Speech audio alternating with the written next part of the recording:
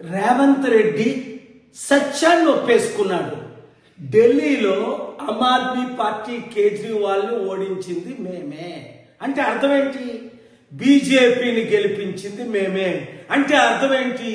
మేము జైలుకి వెళ్లకుండా ఉండాలి అంటే, ఓటుకు నోటు కేసులో నన్ను జైలుకు పంపకుండా ఉండాలి అంటే, గాంధీ కుటుంబం చేసిన అవినీతికి జైలుకు పంపకుండా ఉండాలి అంటే బీజేపీ చెప్పినట్టు మేము చేయవలసిందే.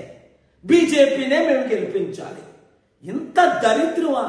ఒక నేషనల్ పార్టీ అయి ఉండి 55 సంవత్సరాలు ఈ దేశాన్ని ఏలి మోదీకి, ఆర్ఎస్ఎస్కి, బీజేపీ తొత్తులైన ఈ కాంగ్రెస్ పార్టీని తెలంగాణ రాబోయే సర్పంచుల ఎలక్షన్లో, దేశంలో ఉన్న ప్రతి ఎలక్షన్లో చిత్తుగా ఓడించి మన ప్రజాశాంతి పార్టీ మోదీని ఢీకొనగలదు, అన్ని పార్టీల్ని ఢీకొనగలదు. కనుక రండి, కదిలి రండి బీసీ, ఎస్సీ, ఎస్టీలారా, మోసపోకండి.